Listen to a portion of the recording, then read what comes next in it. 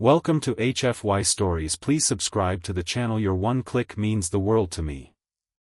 The first thing you need to understand about the Corran Dominion is that they measure worth in bicep circumference. I am not exaggerating.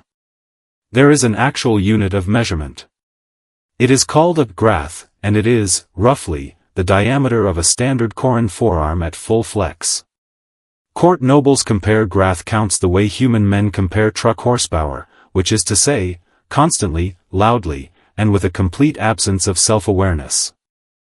So when Marcus Webb walked into the royal banquet hall on the night of his wedding to Princess Vesera Thal Corran, heir to the Dominion throne, wearing a simple dark suit and carrying maybe 1.5 graths of visible muscle on his entire body, the room did the alien equivalent of a spit take.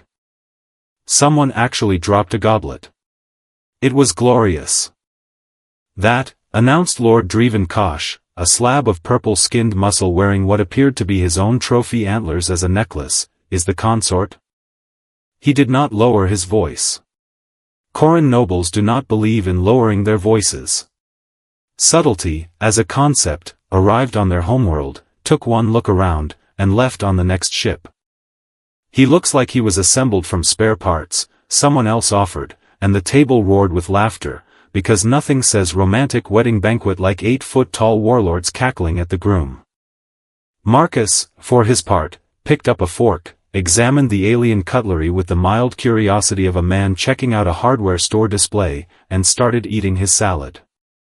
He did not look up. He did not blush. He did not, notably, run.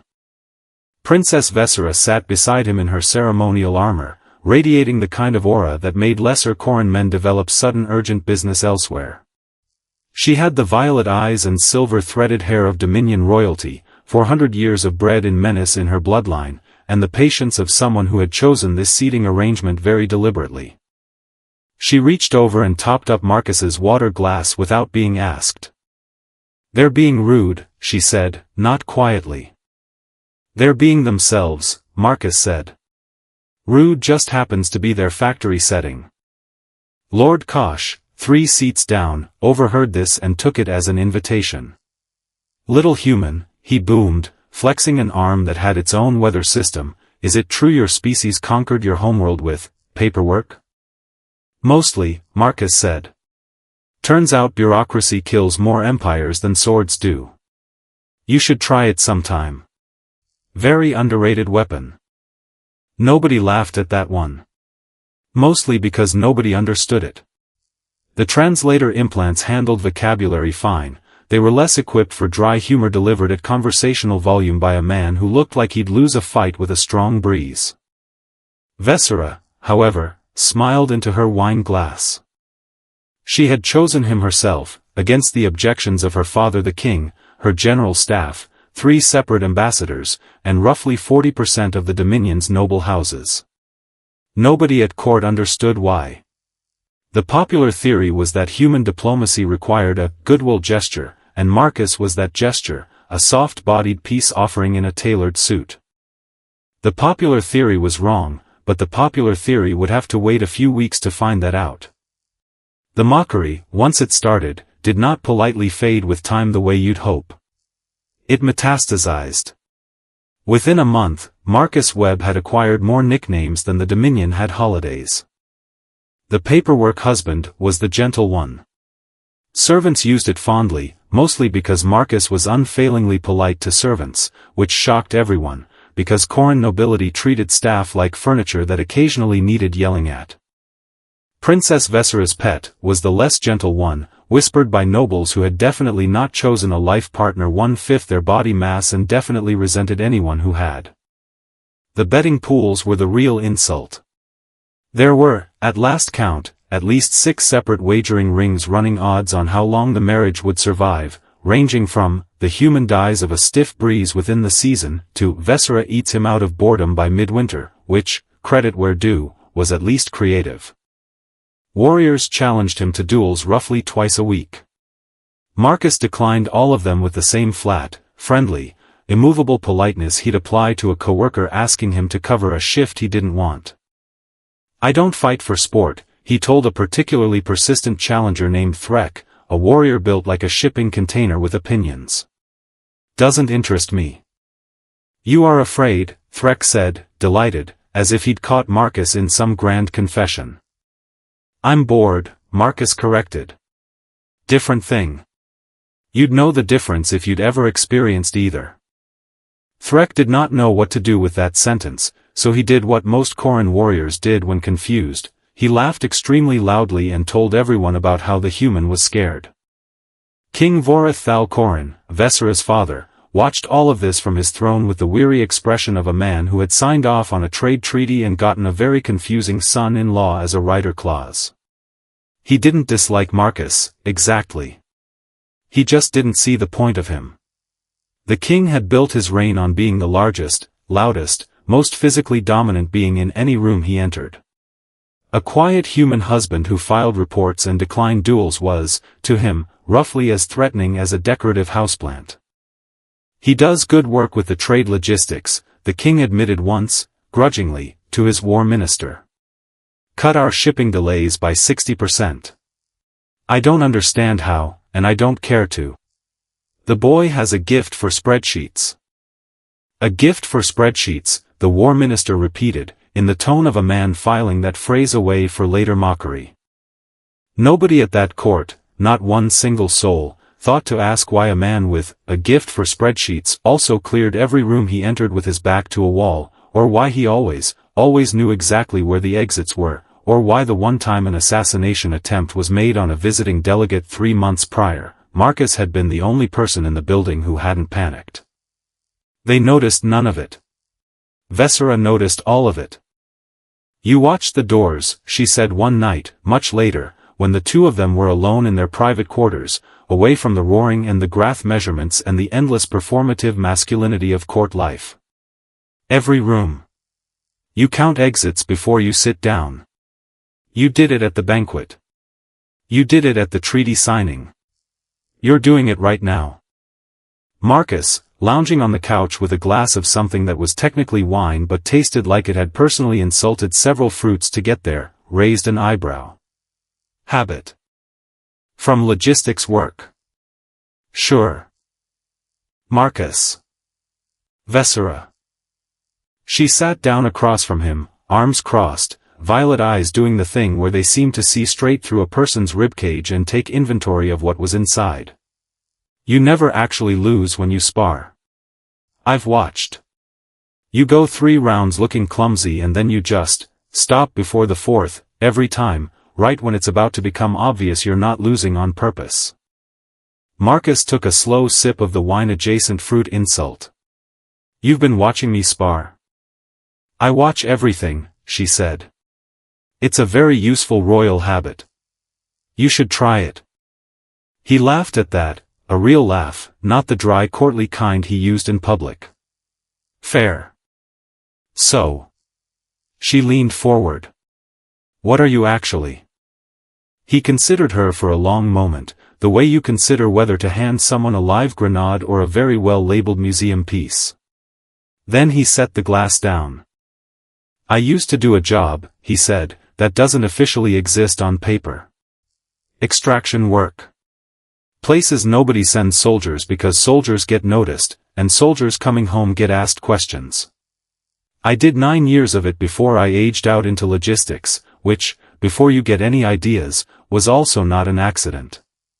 Logistics is where you put people who know exactly how a supply chain can be turned into a weapon, because they've done it. And the duels you decline. I don't decline because I'd lose, Marcus said. I decline because winning would raise questions I don't want to answer at a dinner party. Vesera sat back slowly, and for the first time since the wedding, something in her expression wasn't amusement or affection but something closer to recognition. Like a lock clicking into a groove it had been searching for. They call you weak, she said.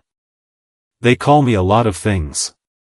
Weak's just the one that rhymes with paperwork. They're going to be very embarrassed one day.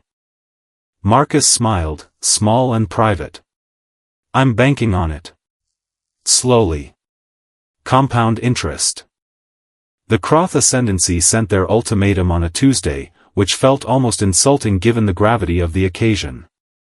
It arrived during the Dominion's annual Concord Gala, a diplomatic function attended by every noble house, 3 foreign ambassadors, and, because someone in the scheduling office had clearly never met a Croth warlord, approximately 0 additional security.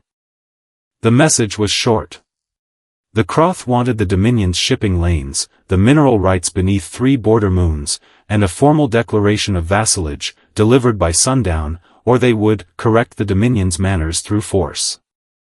The Dominion's response, delivered by King Vorith at full volume in front of 200 guests, was extremely Corran, a lot of chest beating, a formal declaration that the Dominion did not negotiate with lesser warbands, and roughly 0 actual defensive preparation, because the entire court had convinced itself over generations that being big and loud was a strategy rather than a personality trait. Marcus, seated near the back with a drink he had not touched in 20 minutes, set the glass down very quietly and said, to no one in particular, "That's not an ultimatum. That's a countdown." Nobody heard him. Everyone was too busy roaring. The Croth strike force hit 40 minutes later, and they hit smart. They cut power to the palace's outer defense grid first, then breached through the service tunnels that every noble in that banquet hall had personally toured on official tours and personally forgotten existed the moment the tour ended. Alarms shrieked. Nobles who, 5 minutes earlier, had been comparing graph measurements began screaming in a register that suggested their impressive musculature had never actually been tested against anything sharper than a dinner knife. A junior aide grabbed Marcus by the arm as chaos broke out. "Get to the shelter with the other non-combatants," he said, not unkindly, just with the automatic dismissiveness of a man who'd filed Marcus under harmless the day they met. Marcus looked at the aide's hand on his arm. Then at the aide. Then, very calmly, removed the hand. "I'll pass," he said. "But thank you." Vessera, 3 feet away, drawing a ceremonial blade that had clearly never drawn actual blood, caught the look on her husband's face and felt something in her chest do a slow, dawning flip. It was the look of a man clocking out of one job and clocking into another. It was, she realized with a jolt, the first time she'd ever seen his real face. What followed, in the next several minutes, was the kind of chaos that gets written up in military academies for centuries afterward as an example of exactly how not to defend a palace. Corran warriors, magnificent physical specimens every one of them, charged the breach points in a straight, loud, entirely predictable line, because that was how you fought, with volume and mass, the same strategy that had worked for generations against enemies who also fought with volume and mass. The Croth, unfortunately, did not fight that way. The Croth fought with coordinated fire lanes, staged retreats, and an unpleasant habit of letting the Corran charge straight into kill zones. Lord Dreven Kosh, the same noble who, months earlier, had loudly questioned whether Marcus had been assembled from spare parts, took a stun round to the chest at the second breach point and went down like a felled tree, antler necklace and all, directly into the path of an advancing Croth soldier. Marcus, who had spent the last 4 minutes moving through the chaos with the eerie calm of a man walking through a familiar building during a fire drill, got there first. He put Kasha's own dropped ceremonial spear through the gap in the Croth soldier's armor with a precision that had nothing to do with luck and everything to do with 9 years of doing exactly this kind of work in places that didn't exist on any map, then dragged 300 pounds of unconscious muscle lord behind a support column with an efficiency that suggested he had, in fact, done this exact task before.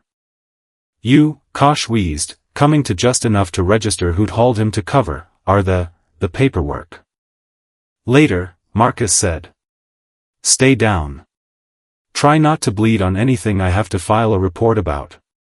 He moved on before Kosh could formulate a response.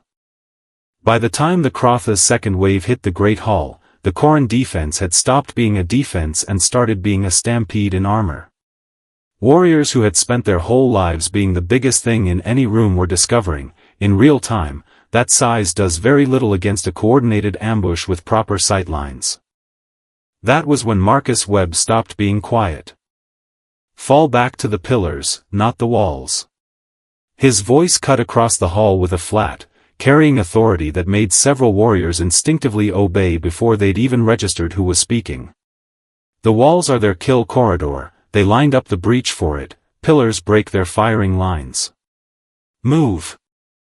A young Corran captain, half his face bloodied, stared at the small human suddenly directing traffic in the middle of a firefight. Who put you in command?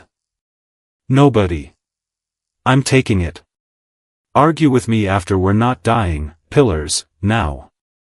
Something about the certainty in his voice worked where volume hadn't.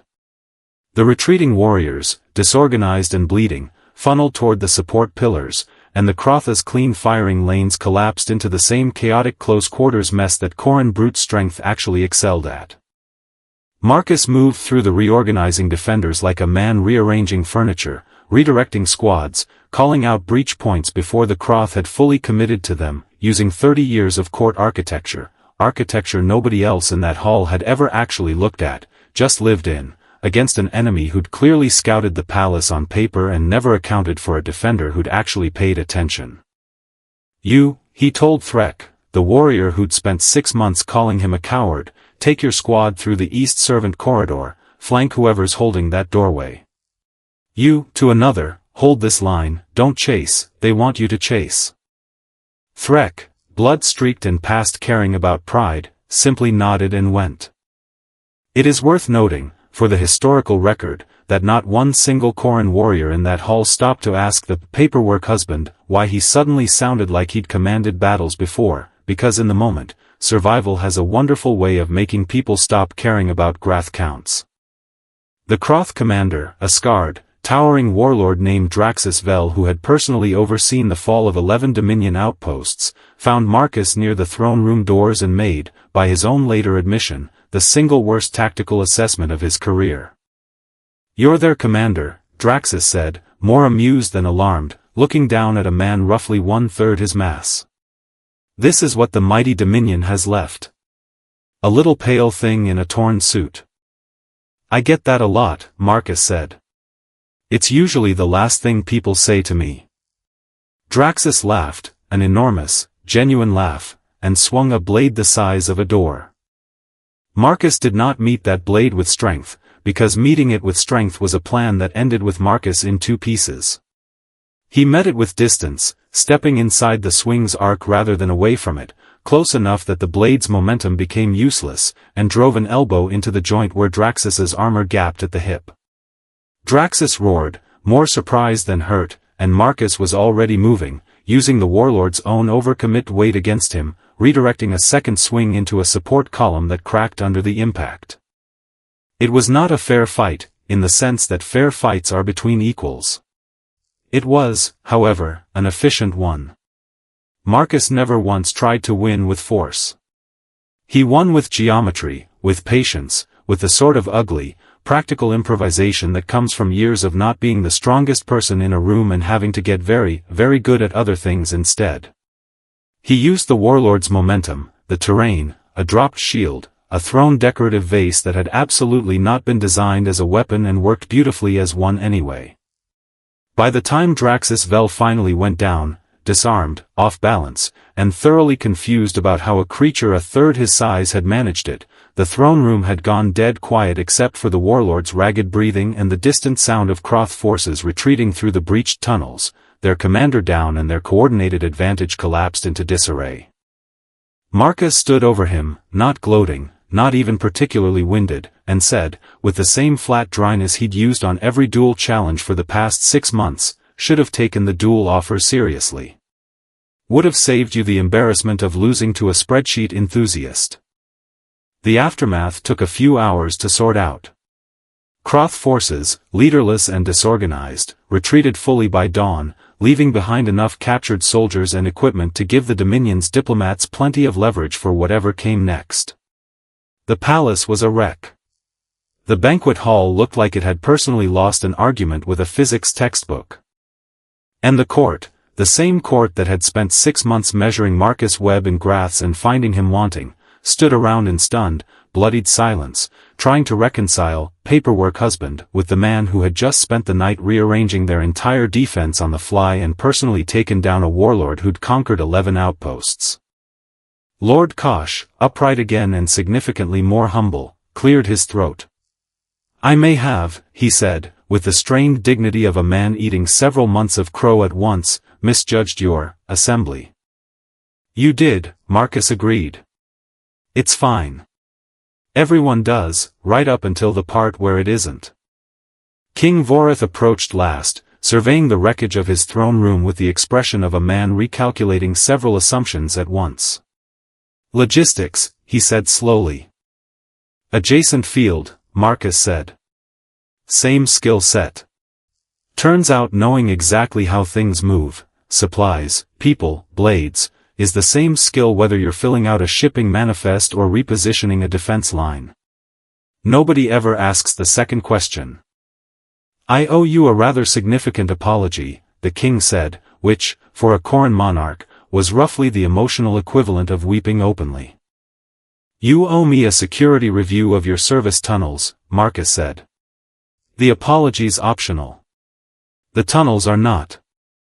Vesera found him afterward, sitting alone on the palace steps in the gray pre-dawn light, his torn suit jacket draped over Kasha's daughter, who'd been shivering from shock nearby, his knuckles split and unbandaged because he apparently hadn't noticed yet. She sat beside him without a word for a long moment. I chose you, she said finally, because you were the only person at that first dinner who wasn't performing. Everyone else in that hall has spent their whole life being loud because loud is all they have. You were quiet because you didn't need the noise. I didn't know exactly what was under the quiet. I just knew there was something. And now you know.